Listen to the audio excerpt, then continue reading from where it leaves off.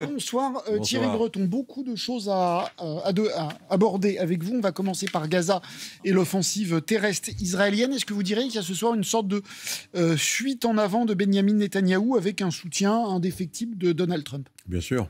Et ça ne date pas d'aujourd'hui, malheureusement. C'est une tragédie, ce sont des atrocités. Et vous venez de le dire, du reste, dans votre question, il n'y a qu'un homme sur cette planète qui peut arrêter Benjamin Netanyahou. Il s'appelle Donald Trump. Pour quelqu'un qui est à la recherche, si on a bien compris, des honneurs de Stockholm, c'est mal Prix parti. Nobel de la paix, pour être clair. C'est mal parti. De même qu'il n'y a qu'un homme qui peut arrêter Vladimir Poutine. C'est toujours le même. Et depuis 8 mois, on voit ce qui se passe. Tant sur le front en Ukraine qu'évidemment, comparaison n'est pas raison. Mais derrière, il y a des victimes des deux côtés. Et on attendrait que cet homme bouge un peu. Il ne bouge pas. Alors, Et les deux du reste, dont je viens de parler, on sait que rien ne les arrêtera et qu'ils ne s'arrêteront pas. alors, attendez, là, il n'y a qu'une solution, c'est considérer, un, notre impuissance, deux, en attendant que Donald Trump disparaisse, ou que Poutine disparaisse, ou que Netanyahou disparaisse, on fait quoi Eh maintenant? bien, il faut continuer à faire en sorte de parler à M. Trump, d'essayer de lui démontrer ce qui se passe. Mais attendez, vous avez vu l'initiative européenne quand on s'est déplacé à plusieurs et qu'on nous a annoncé un potentiel sommet ou une potentielle rencontre entre Vladimir Poutine et Zelensky? Oui, Madame Saint-Cric, mais je ne suis plus aux affaires, ça ne ça, Non, mais ça- vous ça avez, a pas vous l'avez échappé. été suffisamment Et pour donc- savoir à quel point l'Europe peut être efficace ou non dans sa Exactement, et ça ne vous a peut-être pas échappé que, voyant les choses telles qu'elles évoluaient, en tout cas telles qu'elles se dessinaient, en ce qui me concerne, j'ai estimé que je n'étais plus en mesure d'exercer les fonctions que je pensais devoir exercer, en fonction précisément, notamment, de tout ce que vous venez de dire. On va écouter Marco Rubio, le secrétaire d'État américain, qui a dit qu'il soutenait indéfectiblement l'État d'Israël et qui a menacé le Hamas. Il ne reste qu'un laps de temps très court pour parvenir à un accord. Il ne reste plus que des mois, peut-être des jours, voire quelques semaines. C'est donc un moment clé et encore une fois notre préférence, notre choix numéro 1 est que cela se termine par un accord négocié dans lequel le Hamas dit « nous allons nous démilitariser, nous ne représenterons plus une menace, nous allons nous dissoudre, nous allons libérer tous les otages ». Vous avez dit à l'instant, il y a un seul homme au monde qui peut arrêter ça, c'est le président Trump. Est-ce que ça veut dire que nous sommes complètement impuissants et que le président Macron, il reconnaît l'État palestinien, enfin que quoi qu'il fasse, ça ne change pas grand-chose? Pas complètement impuissant, bien entendu, et je n'ai pas dit ça, mais sur ces deux théâtres d'opération, évidemment... Qu'est-ce c'est qu'on peut quelque faire de chose plus? Et qu'est-ce qu'il peut faire de Eh bien, plus? il est absolument évident qu'aujourd'hui, il faut qu'on puisse vraiment discuter avec l'ensemble des pays qui sont concernés. Alors bien sûr, on a vu ce qui s'est passé à l'ONU. C'est une bonne initiative, mais c'est une initiative, on le sait, qui ne va pas aboutir dans l'immédiat. Il faut mettre évidemment des conditions pour pouvoir reconnaître les deux États. Ces conditions. Il faudrait ne sont pas là. suspendre l'Europe à un accord d'association avec Israël. Beaucoup demandent sa suspension. Vous y êtes favorable? Ça a été évidemment évoqué, ça a été évoqué depuis longtemps. Vous y seriez favorable? Mais il y a un moment où, de toute façon, c'est dans les textes. Donc, il faut appliquer les textes. À partir du moment où il y a précisément ces situations qui sont telles qu'elles se déroulent, les textes qui nous unissent, qui nous lient précisément, sont là. Ils ne sont pas appliqués. Donc, il faut les appliquer. Et quand on applique les textes, évidemment, ça se traduit. Est-ce que la diplomatie française, Je à parle ma des textes connaissance, européens. Je parle des textes européens, bien la entendu. diplomatie Et française, évidemment, à on ma les applique pas connaissance, assez. ne réclame pas la suspension de cet accord d'association. Est-ce qu'elle est trop pusillanime? Non, mais encore une fois, la diplomatie française, elle doit faire entendre sa voix auprès de l'Union européenne et de la Commission européenne. Et qu'est-ce que je dis aujourd'hui? C'est que je le déplore du reste. Et on va sans doute en parler un petit peu. Pourquoi, au fond, pourquoi la France, qui est quand même un très grand pays, on est la 7e puissance économique mondiale, on est l'un des pères fondateurs de l'Europe, au fond, la question qu'il faut nous poser, pourquoi nous faisons-nous si mal, si peu entendre désormais en Europe? Alors le désormais remonte à quand? Le désormais remonte pour moi à partir de 2012, si vous voulez que le chiffre. Pourquoi dis-je cela, Madame Saint-Cric? Élection de François Hollande. Non, pas du tout. Ça n'a rien à voir. Peut-être. Mais peut-être.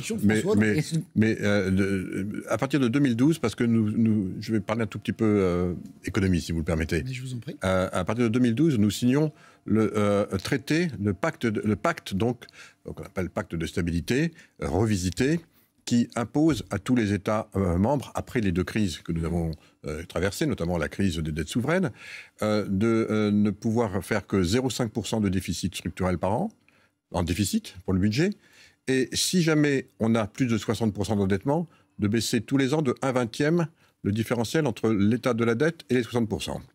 Tout le monde le signe.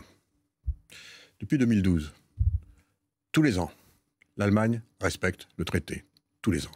Depuis 2012, tous les ans, la France ne respecte pas le traité. Je dis bien tous les ans. Et qu'est-ce qui se passe ?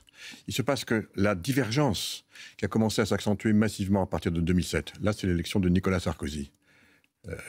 Lorsque je quitte Bercy, l'endettement de la France est de 63% par rapport au PIB. Celui de l'Allemagne de 67%. Après le quinquennat de Nicolas Sarkozy, il monte à 91%. 80% pour l'Allemagne seulement. On a eu les deux mêmes crises. Les 2 mêmes crises. Des 2 côtés du Rhin. Et depuis, la France perd son crédit parce qu'encore une fois, elle ne tient plus sa parole. Ça se traduit d'abord politiquement, mais ça se traduit aussi évidemment avec une situation d'endettement aujourd'hui.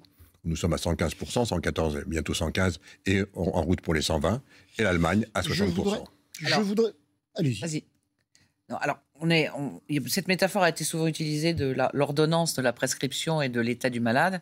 Vous considérez que la situation actuelle en France est dramatique, si j'ai bien compris? La situation... La note de Fitch, c'est pas simplement l'abaissement de la note de Fitch, c'est pas simplement quelque chose de périphérique? Que ça correspond à un vrai affaissement de l'économie française? Ce qui est dramatique, c'est que nous ne parvenions pas à expliquer ce qui s'est passé. Et c'est ce que, de là où je suis, je m'efforce de faire de la pédagogie pour expliquer à nos compatriotes. On entend, et j'ai entendu... Est-ce qu'a fait François Bayrou pendant 9 mois? Oui, mais ça n'a pas suffi, visiblement. Mais encore fallait-il le faire. Est-ce qu'il faut le lui reprocher? Je ne suis pas de ceux-là, car j'estime qu'effectivement, il est absolument indispensable d'expliquer à nos compatriotes... Alors qu'est-ce qu'on veut expliquer, si vous permettez? Une chose extraordinairement simple. Aujourd'hui, pour faire fonctionner notre pays, on engrange 1500 milliards d'euros par an de impôts et taxes. 1500 milliards. Aujourd'hui, pour faire fonctionner l'ensemble de notre vivre ensemble, notre État-providence, notre État, les collectivités locales, on dépense 1670 milliards. C'est donc 170 milliards de plus que nous ne gagnons. Et ça dure comme ça depuis des années. Et la question, évidemment, qu'il faut se poser, c'est est-ce que ça va continuer à durer éternellement? La réponse, c'est non.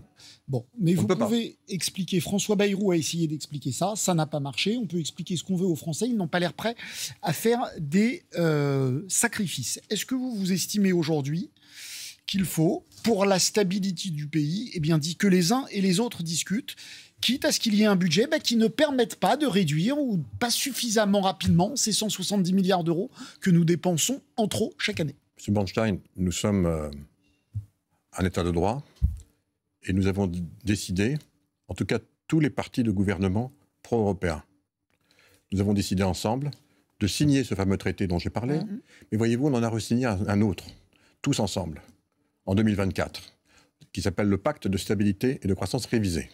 Parce qu'on a des telles situations qu'il faut que maintenant on en tienne compte. Et je vais juste... Vous permettez d'aller au bout de ma démonstration, puisque vous me posez une question, elle est très importante. Nous avons tous signé. Que dit ce que nous avons signé il y a 6 mois? De nouveau avec la parole de la France qui est engagée. C'est pas rien, monsieur, la parole de la France. Ce qu'on dit, c'est qu'à partir de 2025, il faut qu'on réduise notre déficit pour arriver à 2029 en dessous des 3%. Ce ne sera qu'une étape, car je rappelle que c'est 0. Et on dit également une autre chose, que pour tous les États qui ont plus de 90% d'endettement, c'est notre cas, on est à 114, il faut en plus qu'on baisse, à partir de 2026, de 1 point de PIB. Non, mais attendez, 1 point de PIB par an, notre dette. Donc, je veux dire une seule chose. Soit on est européen, et pro-Europe, et pro-euro, et on fait tout pour tenir cet engagement, soit on ne l'est pas, et c'est le droit, encore une fois, de chaque parti politique. Et dans ces conditions, on dit, on ne veut pas de budget, ou alors on veut qu'un budget à 20 milliards. Mais c'est un moment de vérité. C'est, encore une fois, il faut oser. Vous faites très exactement ce qu'a fait François Bayrou pendant 6 mois. Crier au feu, dire c'est pas possible, on ne peut pas, c'est contraire aux engagements, avec des choses tout à fait vraies. Ça a marché de la manière dont vous avez marché. Personne ne l'a regardé cet été pendant ses vidéos. Il a été balayé par l'Assemblée nationale. Pardonnez-moi le côté cash de ma question, mais à quoi ça sert de répéter ça alors qu'on a bien vu que ça ne fonctionnait pas? Pardonnez-moi ma réponse non moins cash, si vous le permettez. Vous avez le droit. Je ne crie pas au loup, monsieur. Je ne fais que de dire la situation. Encore une fois, non mais attendez. Vous n'êtes pas journaliste. Je ne suis ni journaliste, vous êtes un homme politique. Ni en fonction, ni en ex-fonction. Donc, en revanche, j'ai été à la fois un ministre des Finances, qui a baissé l'endettement, je crois que ça a été la seule fois, qui est revenu en excédent primaire, donc je sais comment j'ai fait, et je suis également un ancien commissaire européen. C'est fort de cela, monsieur, que je dis de façon très simple. La question qui est posée, voyez-vous, à nos concitoyens, alors peut-être qu'ils ne veulent pas l'entendre, c'est une autre question, c'est un autre sujet, c'est que nous avons maintenant un engagement, est-ce qu'on le tient ou est-ce qu'on ne le tient pas? Mais encore une fois, les Français peuvent dire non. Alors on voit qu'il y a des référendums. Les Français, ils ne disent rien pour l'instant. Mais vous savez pourquoi? C'est les partis politiques qui doivent répondre. Alors je vais maintenant aller précisément là où je pense qu'il faut peut-être aller, en cet instant. On en est à notre 4e Premier ministre en l'espace de 12 ou 13 mois. Alors, on peut s'interroger. Pourquoi ça? Alors, il y a évidemment à la base la dissolution, évidemment. Mais derrière, quand on est nommé dans ce contexte tout à fait singulier Premier ministre, au fond, qu'est-ce qu'on a appris de la période Barnier qui a été très courte, la période Bayrou qui a été un petit peu plus longue que la période Mendès France, puisqu'il aime à se comparer à Mendès France, mais donc très courte, et puis la nouvelle maintenant. C'est qu'au fond, quand on est un Premier ministre dans ces situations, on a, vous savez, dans notre jargon, on appelle ça des parties prenantes, ou des stakeholders en anglais, des stakeholders. Quelles sont les parties prenantes aujourd'hui du Premier ministre? Quelle est sa mission, M. Bernstein? Qu'est-ce qu'on va lui demander? Qu'est-ce qu'on lui demande aujourd'hui au Premier ministre? De faire un budget. Voilà. Et on lui demande que ça. C'est la seule mission. Et donc, je vais aller au bout. Et on ne lui demande pas d'aller parler aux Français, on lui demande d'aller parler à ceux dont il dépend, dont sa survie dépend. C'est ce qu'il fait. Et donc, on va voir. Alors, et c'est exactement, on est dans cette période où c'est uniquement les parlementaires qui vont décider, comme ils l'ont fait déjà du reste au cours de l'année écoulée à 3 reprises, qui vont donc décider, oui ou non, ce qu'ils veulent donner à ce nouveau gouvernement la capacité de gouverner et d'avoir un budget. Voilà la question, elle est assez simple. Et c'est pas d'aller voir... Elle n'est pas si simple que ça. En tout cas, elle est clairement posée, et l'équation, elle est là, et elle se situe là. Elle se situe pas, pardon de le dire, sur les plateaux de télévision, elle se situe pas non plus sur les tréteaux, elle se situe entre le Premier ministre et les parlementaires. Est-ce que vous créditez les partis politiques qui négocient, ou qui rencontrent Sébastien Lecornu, que ce soit le PS qui va les voir demain, LR, est-ce que vous les créditez de la volonté de s'en sortir pour un élément de stabilité? Attendez, on sait tous qu'il faudrait s'entendre, tout le monde le répète, et on sait très bien aussi que quand le Parti Socialiste dit ça sera la taxe Zuckman ou rien, et 44 milliards, ça sera pas ça sera 30, ça ne va pas être accepté de l'autre côté, et que quand les LR disent pas la moindre augmentation d'impôts et on ne touche pas aux retraites, ça ne va pas être accepté.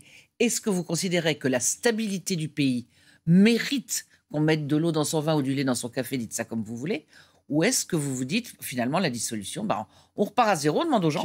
Pour le coup, on demande aux gens. Je vous ai écouté, Madame Saint-Cric, avant de venir. J'ai vu votre pessimisme qui a bougé depuis 2 jours. Je crois que vous avez vous-même la question, en tout cas à votre réponse, puisque vous l'avez évoqué tout à l'heure. Vous deveniez pessimiste sur cette question. Peut-être avez-vous raison, vous êtes une observatrice... oui, mais Thierry Breton, moi j'arrive pas à comprendre. Mais je vais... Si vous permettez... Si Sébastien Lecornu vous appelle tout à l'heure et vous dit... Non, mais attendez, monsieur Bernstein, on va, si vous permettez, je vais répondre d'abord à des choses qui sont plus crédibles que celle-ci. Donc, effectivement, la question, c'est pour ça que je pense qu'il faut poser la question de façon assez fondamentale, au fond. Et la première, me semble-t-il, c'est de quelle enveloppe parle-t-on? C'est peut-être ça d'abord dont il faut parler. Alors, moi, je suis de ceux qui pensent qu'il est urgentissime que la France retienne enfin les objectifs qu'elle vient de re-signer il y a 6 mois. Et vous savez pourquoi dis-je cela? Parce que c'est ce que regardent les agences de notation. Et que si on ne veut pas continuer à être dégradé. Et qu'est-ce que ça veut dire pour nos téléspectateurs? Donc il ne doit pas discuter, Sébastien Lecornu. Mais non, mais je suis en train de dire... Non, mais je m'excuse, je voudrais juste répondre une seconde, si vous permettez. Ouais. Donc d'abord, parler de l'enveloppe. Et donc, il me semble qu'il faut tenir compte, encore une fois, des deux dimensions, et que c'était plutôt 45 à 50 milliards, 30. Parce qu'encore une fois, ça tenait compte, encore une fois, des obligations de Bruxelles. Tel qu'il est. Le monde est tel qu'il est. Pas tel que Thierry Breton je me souhaite. retourne vers vous. Oui. Donc maintenant, M. Bernstein, sur la question, pour aller donc vers vous, donc une fois qu'on a décidé cette enveloppe, eh bien, il faut voir comment on fait pour y arriver. Et voyez-vous, dans la vie... Mais ça ne marche pas, pardon de vous interrompre, mais si Sébastien Lecornu reste sur cette enveloppe, Olivier Faure va lui serrer la main et lui dire on va vous censurer. Eh bien, dans ces conditions, il y aura une motion de censure. C'est la loi, alors, encore une fois. Si on vous êtes pour la Constitution. Tout à fait. Eh bien voilà, donc je pense que tout le monde l'est aussi. C'est ce qui se passe. Pas grave. Mais bien sûr que la situation est grave. Et vous savez, ce qui me choque un peu, ou ce qui me peine aujourd'hui, c'est que quand on voit, encore une fois, la trajectoire, je vous disais tout à l'heure, ça n'avait pas l'air de vous gêner, mais moi ça me gêne, c'est différentiel de 10% qu'on dépense de trop. Il faut donc expliquer aux Français, qu'on se mette autour de la table, comment on fait progressivement pour réduire ce différentiel. Il y a donc deux façons de le faire. Vous êtes d'accord avec moi? Les dépenses ou les baisses des dépenses? Nous sommes donc d'accord avec moi. Pour l'instant, malheureusement, on ne parle que de l'augmentation des impôts. Alors qu'on sait que c'est une goutte d'eau, quel que soit du reste, je dirais, ce qui sera retenu, ce sera une goutte d'eau par rapport à ce qu'il faut faire par ailleurs. Et aujourd'hui, malheureusement, vous êtes comme moi, vous n'entendez parler que d'impôts nouveaux, qui sont encore une fois des options politiques. Je ne les conteste pas. On est dans un moment politique. Ce sont pas encore une fois des considérations économiques, ce sont des propositions politiques.